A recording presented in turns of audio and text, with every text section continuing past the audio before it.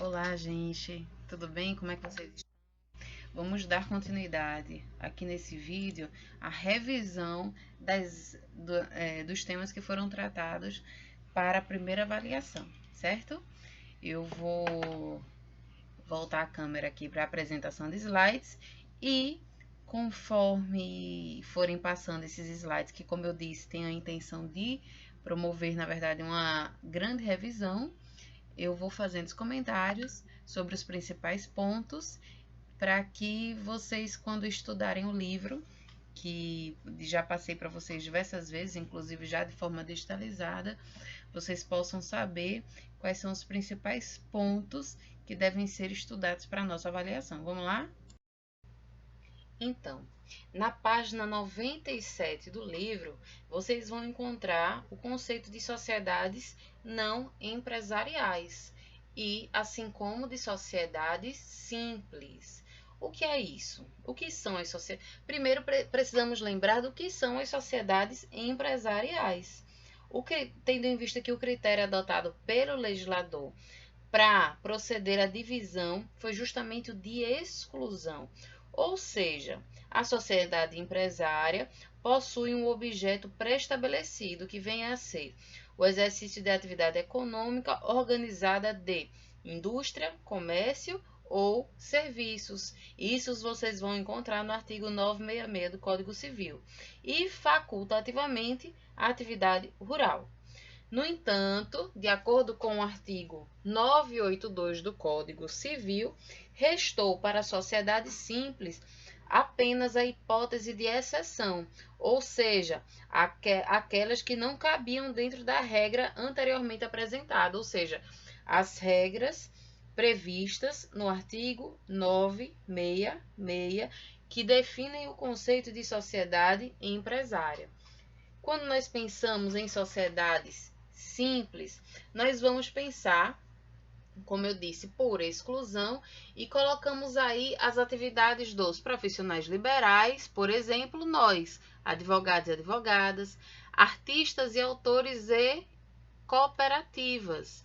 Todas possuem natureza civil.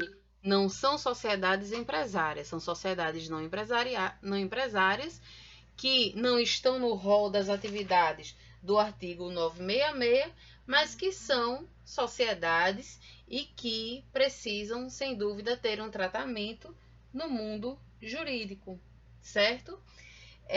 Superando este ponto, nós vamos falar sobre a sociedade simples. Conceito. A sociedade simples é justamente aquela regulada entre os artigos 997 e 1038 do Código Civil e deve ser tida inclusive como a sociedade modelo para todas as demais sociedades, por tratar-se de um conjunto de regras subsidiárias aplicáveis às sociedades empresariais, como vimos anteriormente com relação ao instrumento de criação das sociedades, que é o contrato social, e possui como particularidade a natureza não empresarial. E qual vem a ser a natureza jurídica da sociedade simples? Na lição de Fran Martins, isso vocês vão encontrar na página 99, ele define as sociedades simples ou sociedade não empresária como aquela constituída por duas ou mais pessoas, mediante escrito particular ou público, de finalidade não empresarial, caracteristicamente de pessoas, podendo destinar-se a determinada atividade profissional ou ser supletivamente adotada por outro modelo societário. Bem se denota que a sociedade simples é peculiar às atividades do meio rural, artesanal e sociedades profissionais, como médicos, engenheiros, advogados e quaisquer outros que se associam para prestarem serviços dessa natureza. Ou seja, gente, por esse conceito, a gente pode dizer que as sociedades simples ou sociedades não empresárias, elas nascem principalmente em função da exclusão dos profissionais liberais do conceito de empresário, como observamos anteriormente quando tratamos do conceito de empresa. Ou seja, se trata de um conceito que trabalha mais com a exclusão, ou seja, sociedades simples são aquelas que não são sociedades empresárias nos termos do artigo 966 e 971 do Código Civil.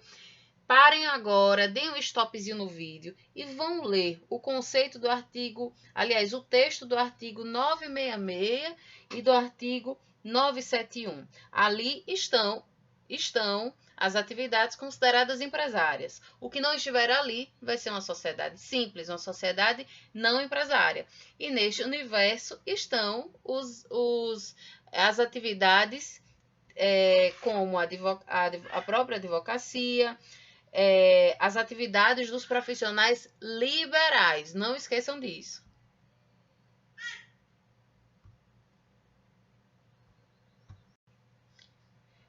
E a grande pergunta, por que acontece essa forma de classificação?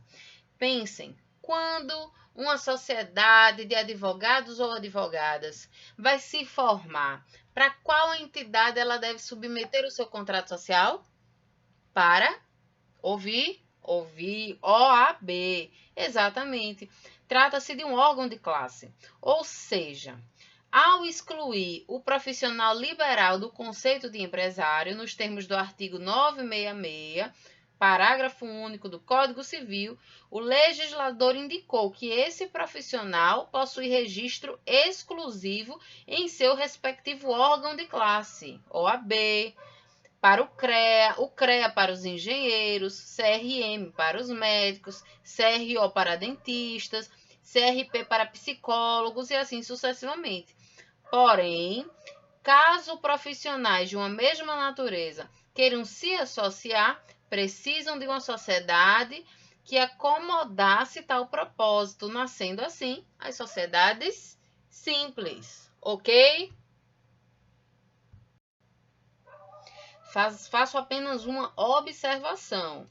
Todos esses profissionais, então, para que haja o exercício coletivo da atividade, para que haja uma sociedade, estabelecerão uma sociedade simples, sendo assim denominados. Entretanto, quando pensamos em uma sociedade de advogados, ela receberá justamente, ao invés de ser denominada sociedade simples, de sociedade de advogados, em razão da previsão específica da Lei 8906 de 1994, ok? E quais são os tipos de sociedades simples? É o que nós vamos ver agora. A sociedade simples, apesar desse nome, não é tão simples assim, porque o legislador acabou criando algumas hipóteses de variação que as tornam tanto quanto complexa do ponto de vista da compreensão, tendo em vista que, quando é criada uma sociedade simples, as pessoas que compõem essa sociedade, elas vão poder, na verdade, escolher de que modo elas vão desenvolver esta atividade tida como não empresarial, podendo ser uma sociedade simples pura, ou seja, de acordo com o que a legislação prevê especificamente sobre a sociedade simples, mas também pode escolher um tipo de sociedade, regras relacionadas a atividades e sociedades empresariais, porém dentro dessas possibilidades aqui. Vou explicar melhor, vamos lá. Temos que observar que ao criarmos uma sociedade, então, pode haver uma escolha do tipo disponível na legislação. Por exemplo, as sociedades em nome coletivo, sociedades em comandita simples e as sociedades simples limitadas. Esses tipos nada mais são do que um conjunto de regras às quais os sócios deverão se submeter na constância da sociedade. Ainda, com relação à sociedade empresária, o legislador estabeleceu 5 tipos regulares de sociedades empresárias. Então, caso alguém resolva exercer a atividade empresarial na forma societária, deverá necessariamente optar por um desses tipos. Já a sociedade simples, conforme a previsão do legislador no artigo 983 do Código Civil, poderá escolher um desses tipos empresariais anteriormente citados ou subordinar-se-á às normas que lhe são próprias. Quando esta sociedade escolhe exercer de forma pura e simples as regras das sociedades simples, elas serão tidas como sociedades puras. Porém, caso escolham exercer a atividade seguindo regras de sociedades empresariais, o fato é que somente poderão escolher estes tipos de sociedades empresariais para ter como regras, excluindo-se, em razão do artigo 982, as regras da sociedade anônima ou da sociedade em comandita por ações. Mas vamos lá. Cabe frisar que, caso os sócios optem pelas regras de determinada sociedade empresária, isso não altera a natureza jurídica não empresarial da sociedade simples. Com relação à Constituição, o documento necessário para a formalização dessa atividade, novamente, será o contrato social, que vai ser criado por um instrumento particular ou público, que deverá necessariamente ter como conteúdo obrigatório, além dos previstos no artigo 997 do Código Civil, a qualificação dos sócios, que poderão ser pessoas físicas ou jurídicas, nome constituído mediante denominação, objeto social, sede, prazo de duração, que poderá ser determinado ou indeterminado, capital social, que poderá ser constituído por meio de bens suscetíveis de avaliação, dinheiro ou serviço, cota-parte de cada sócio, administração da sociedade, enfim, todos aqueles requisitos que nós estudamos quando nos debruçamos sobre o tema contrato social. Mas vamos lá, o que é que eu preciso destacar aqui para vocês? O primeiro ponto é que, por não ter como característica o fato de ser considerada uma sociedade empresarial, o registro do contrato social das sociedades simples se dará no cartório de registro civil das pessoas jurídicas no prazo de até 30 dias. Onde é que vocês vão encontrar isso? Artigo 998 do Código Civil. Dê um stop e dê uma lida agora no código, no artigo 998 do Código Civil. Além disso, uma outra característica importante é que, para que hajam eventuais modificações no contrato social, os sócios dependem de unanimidade para alterá-lo ou, sendo o assunto não previsto em contrato, podem deliberar e considerar aprovado desde que haja maioria absoluta de votos. Lembrando que os votos são proporcionais à quantidade de cotas que cada sócio possui, conforme se dispõe no artigo 999 do Código Civil. Novamente, dê uma paradinha aí e leia o teor desse artigo 999 do Código Civil. Com relação aos direitos e deveres dos sócios, o primeiro ponto que nós temos que destacar é sócio remisso. O que vem a ser isso? Pensem que os sócios, a partir do momento em que criam esta sociedade e subscrevem um contrato social, eles criam direitos e obrigações. Como obrigação, uma das primeiras é a participação no capital social desta sociedade, que se torna uma obrigação na forma e no prazo previsto no contrato social. Vejam aí, artigo 1004 do Código Civil. Ou seja, o valor pecuniário ou o trabalho que o sócio se comprometeu a integralizar para a formação do capital social é a sua primeira obrigação assumida com a sociedade e talvez a mais importante. Caso não haja o cumprimento de tal obrigação, esse sócio será considerado remisso nos 30 dias subsequentes ao da notificação que ele receberá da sociedade, podendo a partir daí responder pelos danos decorrentes da mora e ficar sujeito à exclusão do quadro social. Então, o que é o sócio remisso? Aquele que não está cumprindo com as suas obrigações nos termos do contrato social daquela sociedade simples, certo? E caso o sócio venha transmitir o domínio e a posse ou uso de sua cota social, ele responderá pela evicção, bem como pela solvência do devedor.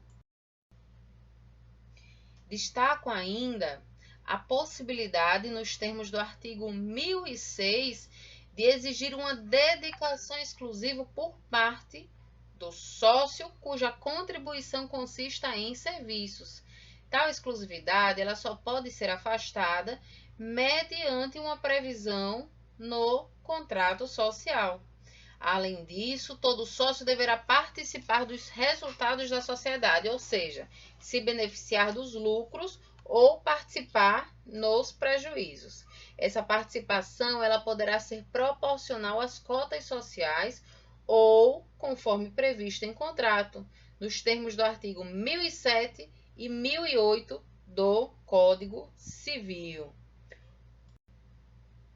Ainda nos casos em que o sócio se retirar da sociedade durante os próximos 2 anos, será responsável solidário. Lembram do conceito de responsabilidade solidária? Se não, pesquisa aí, porque a gente já viu isso inúmeras vezes.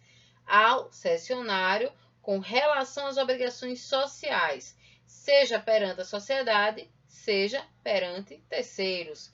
Texto do artigo 1003 do Código Civil.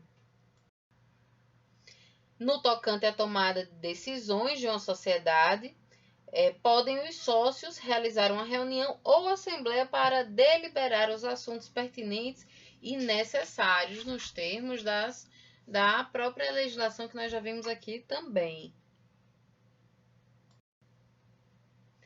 Quanto à administração das sociedades simples, elas podem se dar pelos próprios sócios, pessoas naturais, ou por terceiros, quando tratamos do contrato social. O terceiro administrador seria uma pessoa que não integra o quadro social, mas que assumirá tal desempenho por nomeação unânime dos sócios. Além disso, o exercício da atividade de administrador exige de seu ocupante todas as obrigações concernentes a um instrumento de mandato, assim como disposto no Código Civil. Leiam agora no Código de vocês o teor do artigo 1011, que fala o seguinte: o administrador da sociedade deverá ter, no exercício de suas funções, o cuidado e a diligência que todo homem ativo e probo costuma a empregar na administração de seus próprios negócios. Esse artigo tem que ser ajustado, homem ou mulher. Esse negócio de homem apenas, homem ativo e probo, eu achei muito machista. Só um comentário. E leiam os parágrafos seguintes, parágrafo 1º e parágrafo 2º, ainda falando sobre a questão da administração da sociedade simples. Ressaltando novamente que a nomeação do administrador poderá se dar por meio da cláusula no próprio contrato social ou por meio de um ato em separado, por meio do que a gente chama de um termo de posse. No tocante à responsabilidade, tem-se que, em razão de sua personalização, a sociedade se torna sujeito de direitos e obrigações nos termos do artigo 1022 do Código Civil, gerando por consequência sua autonomia patrimonial, cabendo ao patrimônio social responder pelas obrigações por ela contraídas. Leiam o artigo 1022 e 1024 do Código Civil, onde prevê justamente como se dá essa questão da responsabilidade das sociedades simples. Destaca-se ainda que, por meio do artigo 1023, temos a questão da autonomia patrimonial, onde o legislador prevê, em caráter de exceção, a possibilidade de tal responsabilidade recair sobre as pessoas dos sócios, dizendo o seguinte: se os bens da sociedade não lhe cobrirem as dívidas, respondem os sócios pelo saldo na proporção em que participem das perdas sociais, salvo cláusula de responsabilidade solidária. Inclusive, os sócios admitidos na sociedade posteriormente à contratação das obrigações são solidários com relação a elas. Olha que interessante. Isso vocês vão encontrar nos artigos posteriores, artigo 1025, 1026 e leiam também o artigo 1032 do Código Civil, que fala sobre a questão da retirada da sociedade, após a retirada da sociedade, onde o sócio ou seus herdeiros respondem solidariamente pelo prazo de 2 anos, certo?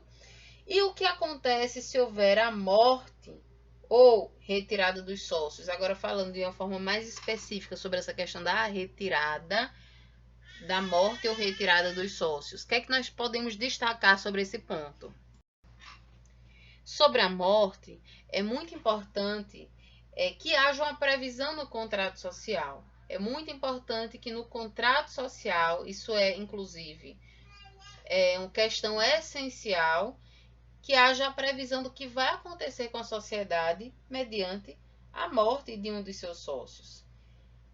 Ou seja, o que é que a gente precisa pensar sobre esse ponto ainda? Uma vez ocorrida a morte de um sócio, a sua cota-parte será liquidada, exceto se o contrato social dispuser de forma diversa. Olha aí a importância de se falar sobre isso no contrato. Se os sócios remanescentes optarem pela dissolução da sociedade ou se, por acordo com herdeiros, regular-se-á a substituição do falecido.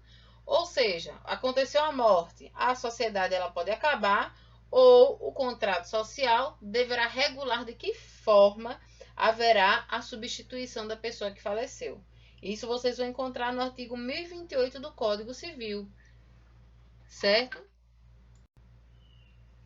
No caso de acontecer uma substituição não em decorrência da morte, ou seja, por intervivos, poderá o sócio retirar-se da sociedade constituída por prazo indeterminado, desde que notifique a sociedade com antecedência mínima de 60 dias, restando aos sócios remanescentes o prazo posterior de 30 dias para deliberar pela indenização das cotas ou dissolução da sociedade, sendo a sociedade constituída por prazo determinado, a retirada do sócio antes de do seu término fica condicionada à comprovação judicial de justa causa. Artigo 1029 do Código Civil.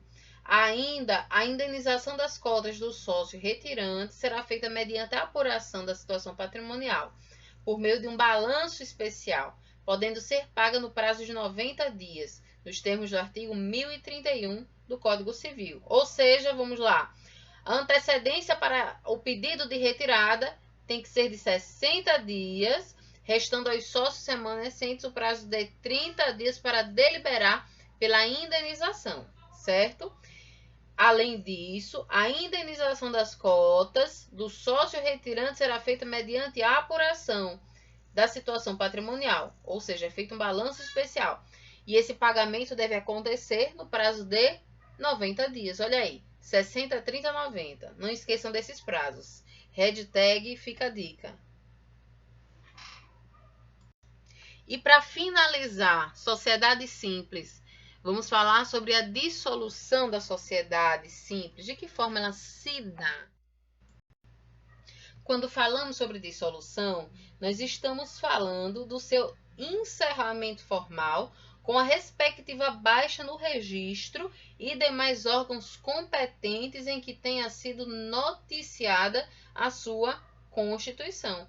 Essa providência ela é necessária pois sendo a pessoa jurídica um ente ficto de criação do direito, o ato de registro lhe outorgou personalidade jurídica e todos os efeitos daí decorrentes. Então, claro está que tais efeitos jurídicos eles somente cessarão com a formalização de encerramento da sociedade, que poderá ser dada nas hipóteses previstas no artigo 1033 do Código Civil.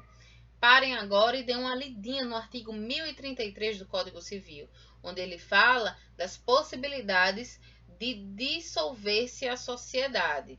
Leiam lá todos os incisos do 1 ao 5, onde detalha quais são essas hipóteses. Outro ponto que é importante, tá bom?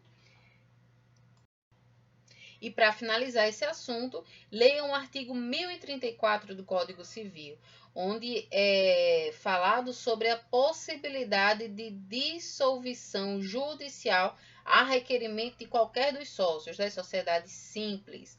Repetindo, o artigo 1034 do Código Civil. E aí, finalizando absolutamente as sociedades simples, olha aí as regras, um bom resumo acerca das sociedades simples que vocês vão encontrar aí na página 109 do livro que nós estamos utilizando como base. E aí, para finalizar esta videoaula, nós vamos falar sobre cooperativas.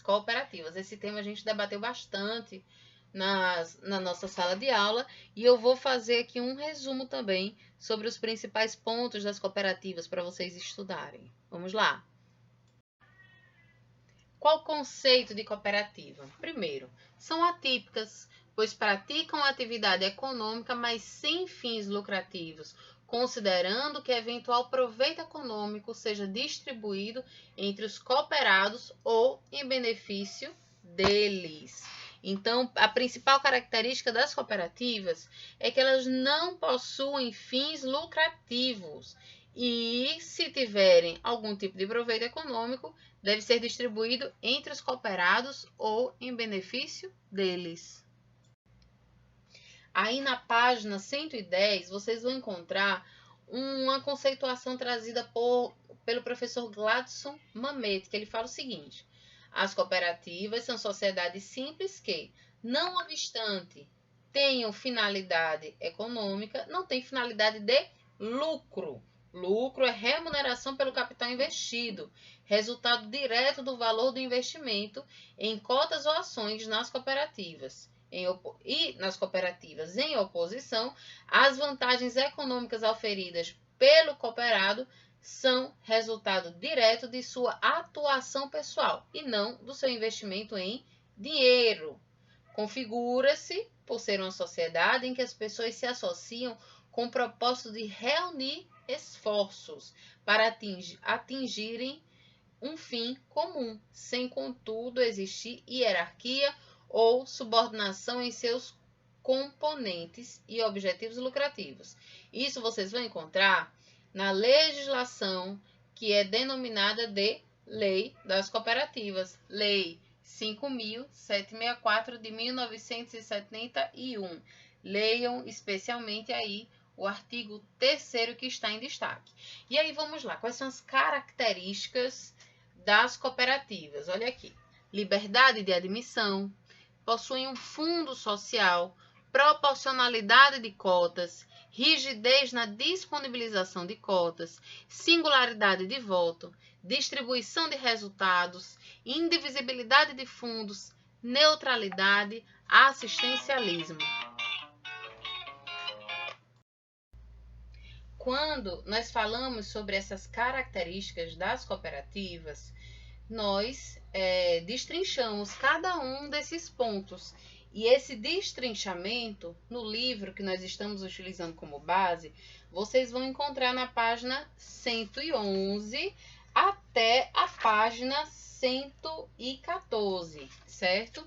Dentre esses pontos, os principais que eu preciso que vocês compreendam são a liberdade de admissão, a rigidez na disponibilização de cotas, a singularidade de voto e a distribuição de resultados, certo?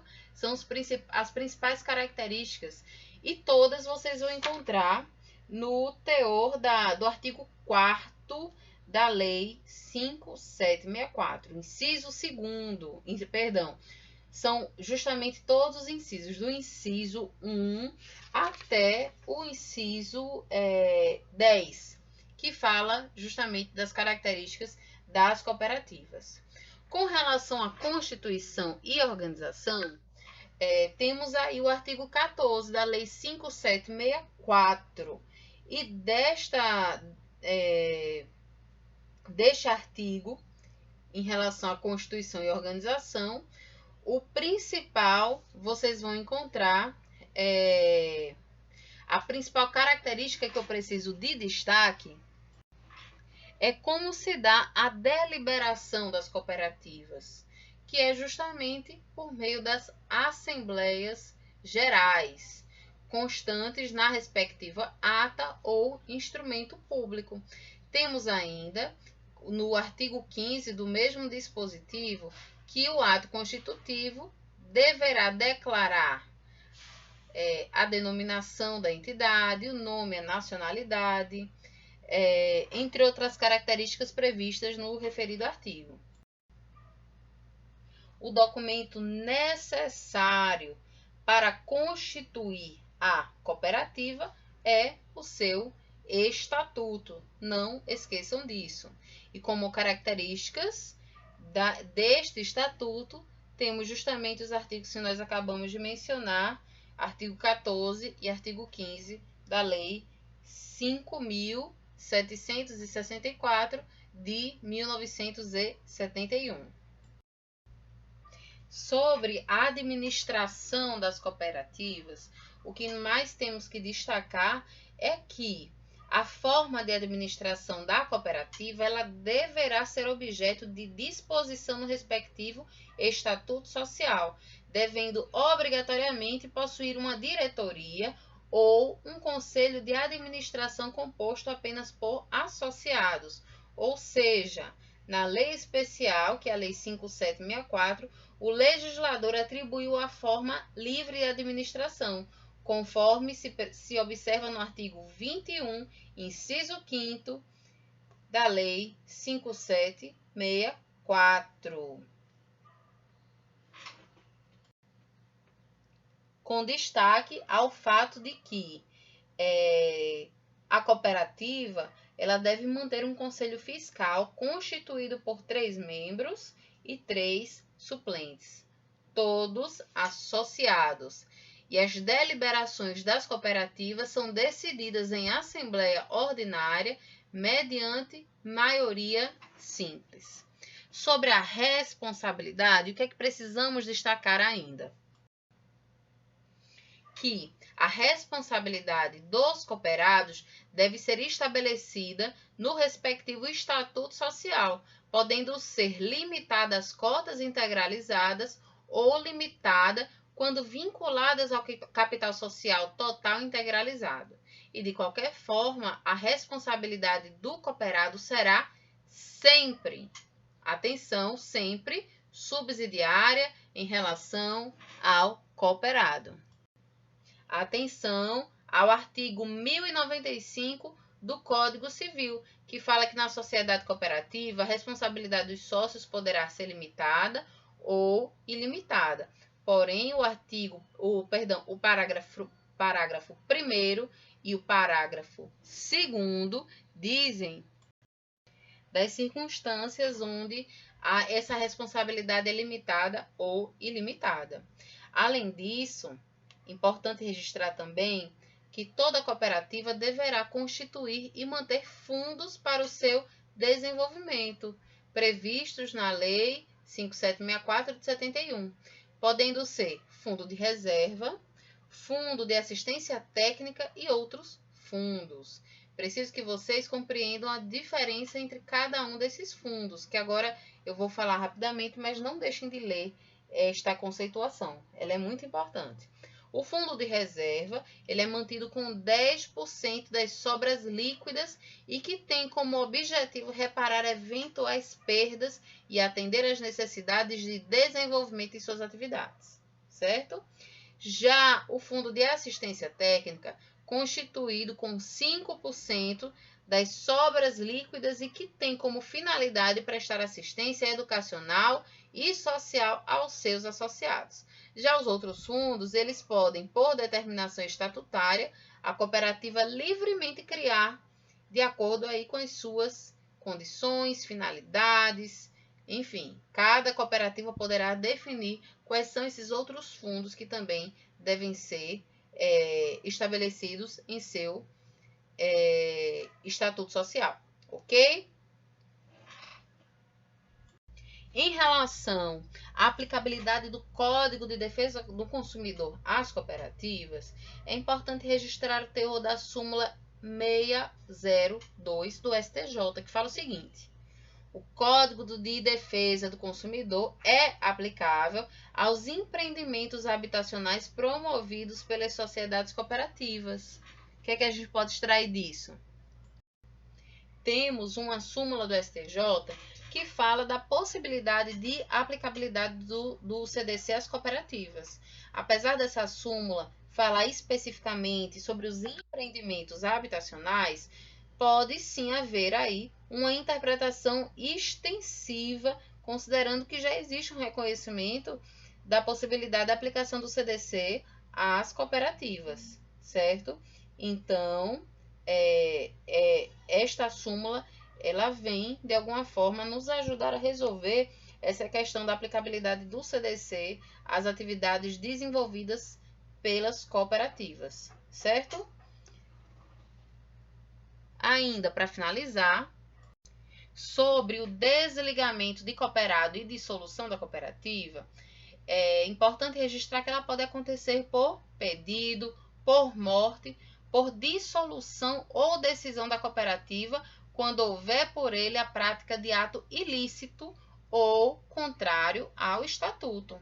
Uma cooperativa, ela pode dissolver-se quando há uma deliberação por no mínimo 2/3 dos cooperados pelo decurso do prazo de sua duração desde que criada por prazo determinado, quando alterada sua forma jurídica, quando reduzido o número de cooperados a menos do mínimo legal exigido em 20 cooperados. Nesse caso, aguarda-se a realização de assembleia de até 180 dias para deliberar sobre o futuro da cooperativa. Além disso, pode acontecer pela cassação de sua autorização e pela paralisação de suas atividades por mais de 120 dias. Enfim, de cooperativa, além disso que nós apresentamos aqui, um ponto para finalizar e que a gente falou bastante durante as aulas foram os tipos de cooperativa. Isso vocês vão encontrar na página 116, que são a cooperativa singular, a cooperativa central ou federação e a confederação. O conceito, rapidamente, as cooperativas singulares devem ser constituídas por no mínimo cooperados, pessoas físicas, admitindo-se de forma excepcional a instituição. Tive uma participação aqui especial do meu celular, mas vamos lá. Então, vimos aí que as cooperativas singulares devem ser formadas por 20 cooperados, pessoas físicas, admitindo-se excepcionalmente a cooperativa pessoa jurídica, desde que possua o mesmo objeto. As cooperativas centrais, também conhecidas como federações de cooperativas, devem ser compostas por no mínimo 3 cooperativas singulares e, excepcionalmente, poderão admitir sócios individuais. E as confederações de cooperativas são constituídas pelo menos por 3 cooperativas centrais e possuem o objeto de representação nacional das cooperativas. Então, este foi o nosso resumo sobre cooperativas. Eu espero que para vocês tenha ficado um pouco mais claro a questão das sociedades não empresárias ou sociedades simples e cooperativas que estão dentro desse universo. E, como eu disse, o nosso objetivo foi realmente fazer uma grande revisão sobre esse tema.